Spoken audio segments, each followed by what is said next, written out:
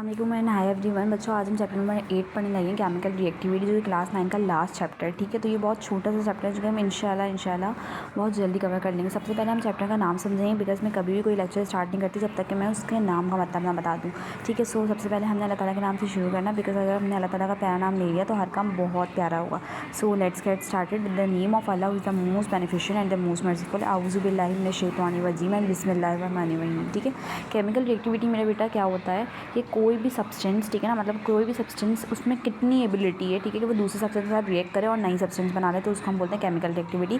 यानी एक सब्सटेंस की वो एबिलिटी जिसकी वजह से वो दूसरी सब्सटेंस के साथ रिएक्ट कर रहेगा और कोई नई सब्सटेंस बना रहा है, तो उसको हम क्या बोलते हैं, केमिकल रिएक्टिविटी। यानी कि the tendency of an substance, ठीक है ना, the tendency of any substance to react with another substance and form a new substance is known as chemical reactivity. ठीक है, अब इसके इंट्रोडक्शन में आता है medicine, plastic, glass, detergent etcetera are the products of chemical reactivity. ये सब कहना है केमिकल रिएक्टिविटी के नतीजे में ये सारे प्रोडक्ट्स बने। ठीक है, कोई किसी से रिएक्ट किया होगा और फिर नई सब्सटेंस बनी होगी। ठीक है, सपोज़ कर लो, सिर्फ सपोज़ करवा रही हूँ कि सोडियम ने अगर बल्कि क्या सपोज़ का ये हकीकी बात है, सोडियम जब क्लोराइड से मिलता है, अब सोडियम अलग सब्सटेंस है और क्लोराइड अलग सब्सटेंस है, जब ये दोनों कंबाइन होते हैं, ठीक है, तो रिएक्ट करते हैं आपस में, तो एज अ रिजल्ट आपके पास बन जाता है sodium chloride with the table salt, जो कि आपके खाना में नमक होता है। ठीक है, तो वैसे ही मेडिसिन, प्लास्टिक, गिलास, डिटर्जेंट, इन सब भी किसी ना किसी से रिएक्ट करके सब बने, तो ये सब रिएक्टिविटी के ही प्रोडक्ट है। ठीक है, the property of a substance to undergo chemical reaction with any material is called chemical reactivity. देखो बच्चों, डेफिनेशन पे आकर तो इस डेफिनेशन को मार्क कर लेना।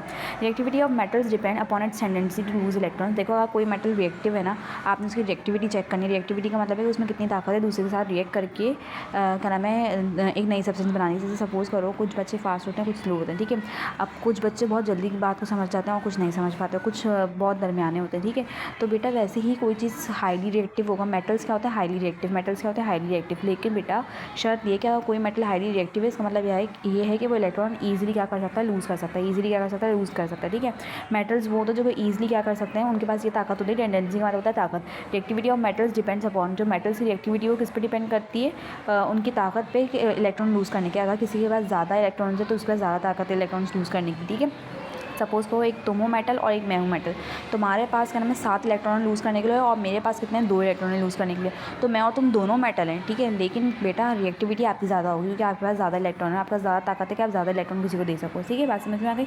तो रिएक्टिविटी ऑफ मेटल्स किस पर डिपेंड करती है, tendency to lose electron and death of non metals depend upon its tendency to accept electron. और नॉन मेटल्स में क्या होगा कि उनमें कितनी ताकत है वो इलेक्ट्रॉन को एक्सेप्ट कर सकें। ठीक है, समझ आ गई बात। अब जैसे सपोज़ करो मेरे पास मुझे क्या नाम है, मैं 8 इलेक्ट्रॉन एक्सेप्ट कर सकती हूँ और तुम 2 इलेक्ट्रॉन एक्सेप्ट कर सकते हो, तो मेरी रिएक्टिविटी ज़्यादा है, तो मैं नॉन मेटल अच्छी हूँ। ठीक है, अब क्या है, matter which undergoes chemical reactivity में बी एलिमेंट, कंपाउंड और मिक्सर। अब जो क्या नाम है कोई भी क्या नाम है जो मैटर हो, मैटर आपको पता है मैटर में एलिमेंट भी आता है, कंपाउंड मिक्सर भी, वो कुछ भी हो सकता है जो कि अंडर केमिकल रिएक्टिविटी जाएगा। An element is always compound of like atoms. एक एलिमेंट क्या होता है, कंपाउंड पढ़ते हैं। An element is always compose of like atoms. आपको पता है एलिमेंट वो प्योर सब्सटेंस होता है जिसमें सिर्फ और सिर्फ क्या होता है, सेम टाइप के एटम्स होते हैं। ठीक है ना, elements are further divided into metals, non metals and metalloids. फिर हमने एलिमेंट्स को ना फर्दर, हमारे पास पीरियड टेबल में अभी तक 118 एलिमेंट्स हैं, उनको हमने 3 कैटेगरीज में डिवाइड करते हैं, which is metals, non metals and मेटोलाइट। सबसे पहले आज हम यही वाला पेज कवर करेंगे, इंट्रोडक्शन वाला पेज। ठीक है, मुझे उम्मीद है तुम लोगों को समझ में आ रहा होगा, अगर नहीं समझ में आ रहा तो मैसेज कर सकते हो। ठीक है, अब मेटल्स को हम सबसे पहले समझते हैं कि भाई मेटल्स क्या होते हैं। भाई tend to lose electron in reaction, ये हमेशा रिएक्शंस में क्या करेंगे, इलेक्ट्रॉन को लूज़ करेंगे। ये हमेशा रिएक्शन में क्या करेंगे, इलेक्ट्रॉन को लूज़ करेंगे। Good conductor of heat and electricity, और ये क्या होते हैं, ये बहुत बेस्ट कंडक्टर होते हैं हीट और इलेक्ट्रिसिटी के, डक्टाइल होते हैं ये। ठीक है, डक्टाइल का मतलब होता है मेरा बेटा कि ये, अच्छा बच्चों मैं तुम लोग को बता रही थी कि जो मेटल्स होते हैं वो डक्टाइल और मैलिएबल होते हैं। मुझे सब कुछ याद था, लेकिन ना थोड़ी सी कन्फ्यूजन हो रही थी कि शायद मैं मैलिएबल में डक्टाइल की बात ना बता दूं और या फिर डक्टाइल में मैलिएबल की बात ना बता दूं। तो इसलिए मैं फ़ौरन की चैट जीपीटी भी, तुम लोगों को कुछ नहीं समझ में आया कर तो चैट जीपीटी को यूज़ किया और करते ही होगा, बिकॉज हम अल्हम्दुलिल्लाह जदीद दौर के हमारे पास हमें मॉडर्न AI टूल्स हैं, तो हमने AI टूल्स को अच्छी चीज़ों में यूज़ करना चाहिए। जो मैं जैसे मैं कर रही हूँ वैसे आप लोग भी करना। अब डक्टाइल मेटल्स क्या होता है, डक्टाइल भी होता है और मैलिएबल भी होते हैं। ठीक है ना, डक्टाइल का मतलब होता है can be drawn into wires, and तुम इनसे आराम से तार बना सकते हो। क्या बना सकते हो, इनसे आराम से तार बना सकते हो। जैसे कॉपर क्या है, एक मेटल है जो कि डक्टाइल है, so it is use to make electric wires. ठीक है, तो कॉपर को आप इलेक्ट्रिक वायर्स बनाने के लिए यूज़ करते हो। ठीक है, मैलिएबल का मतलब होता है can be hammered into thin sheets, यानी कि आप मेटल को मेल्ट करके ना उनसे क्या नाम है शीट्स बना सकते हो। क्या बना सकते हो, शीट्स बना सकते हो। Can be hammered into thin sheets,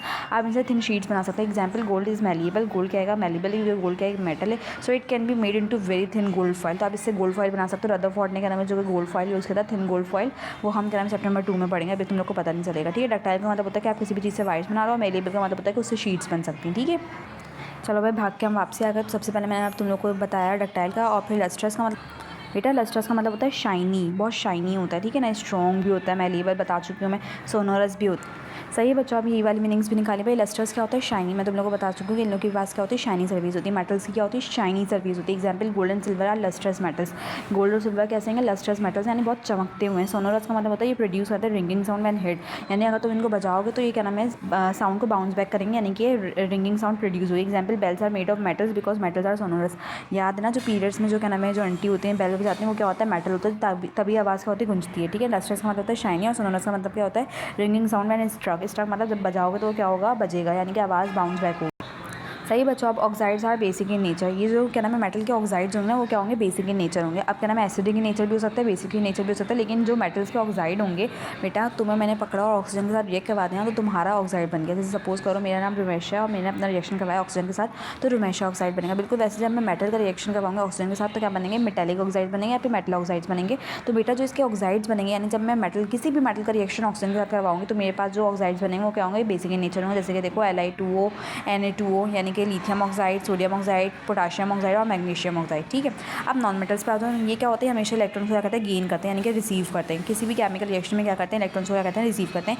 ये पूरा कंडक्टर होते हैं, हीट और इलेक्ट्रिसिटी, ये नॉन डक्टाइल होते हैं, यानी कि बच्चों इनसे आप कभी भी वायर नहीं बना सकते। ऑफन हैव डल अपीयरेंस, और उनकी शाइनी थी, लस्ट्रस थी, और इनकी क्या होती है, डल अपीयरेंस होते हैं। इनके जो ऑक्साइड होते हैं वो क्या होते हैं, एसिडिक इन नेचर होते हैं। इसके ऑक्साइड कौन कौन से, कार्बन डाइऑक्साइड, ठीक है ना, और ये क्या नाम है, ये सब लिखे हुए हैं इसके पास, ठीक है। उसके बाद में मेटलाइट्स आएंगे, intermediate properties of metals and non metals. मेरे बेटा मेटलाइट्स को ना अब क्या बोलते हैं, हम इनको मेटलाइट्स को हम क्या बोलते हैं, सेमी मेटल्स भी बोलते हैं, यानी ये आधे मेटल्स होते हैं, ठीक है। ये क्या होते हैं, आधे मेटल्स होते हैं। और मेटल को क्या बोलते हैं, धात, मेटल को क्या बोलते हैं, धात। इनको नीम धात भी बोलते हैं, जैसे कि नीम हकीम होता है, आधा नीम हकीम सर दर्द, ऐसे ही बोलते हैं ना, कि मतलब जो आधा हकीम होता है वो क्या होता है, सर दर्द होता है, क्योंकि उसको पूरी हिकमत तो आती ही नहीं है। बिल्कुल वैसे ही जो मेटलाइट्स होते हैं वो क्या होते हैं, ये सेमी मेटल्स होते हैं, यानी कि हाफ मेटल्स होते हैं, ठीक है। इनमें 50% प्रॉपर्टीज़ होती है मेटल्स की और 50% प्रॉपर्टीज़ होती है नॉन मेटल्स की, ठीक है। तो इसके पास क्या होता है, इंटरमीडिएट, यानी ये क्या है, बीच का, यानी ये क्या है, बीच का। इंटरमीडिएट प्रॉपर्टीज़ है मेटल्स और नॉन मेटल्स में।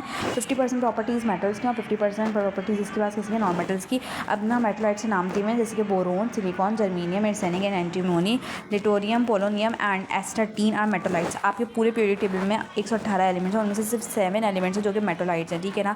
ऑक्साइड्स में भी एसिडिक, ठीक है ना, और एम्फोटेरिक इन नेचर, ठीक है। मतलब इसके एसिडिक भी हो सकते हैं या फिर एम्फोटेरिक भी हो सकते हैं। एम्फोटेरिक का मतलब है कि एसिडिक भी और बेसिक भी, ठीक है। अब क्या नाम है, मैंने आपको क्या बताया, मैंने आपको सभी बताया कि मेटोलाइट्स को हम सेमी कंडक्टर भी बोलते हैं, सेमी मेटल्स भी बोलते हैं। सेमी मेटल्स इसलिए बोलते हैं क्योंकि इसके पास हाफ प्रॉपर्टीज़ मेटल्स की होती है। सेमी कंडक्टर इसलिए बोलते हैं क्योंकि क्या नाम है, जाहिर सी बात है इसके पास हाफ प्रॉपर्टीज़ होती है मेटल की, तो ये आधा क्या नाम है, करंट और हीट कंडक्ट कर सकता है। ये बिल्कुल पूरा कंडक्टर नहीं होता इलेक्ट्रिसिटी का, ये क्या होता है, ये हाफ, ये सेमी कंडक्टर होता है इलेक्ट्रिसिटी का, ठीक है ना बच्चों। बस आज के लिए बहुत है, बाकी ये सब कुछ है ना, ये वीडियो पढ़ लेना बहुत अच्छी तरीके से, ठीक है। ये मैं नेक्स्ट वीडियो में समझा दूँगी।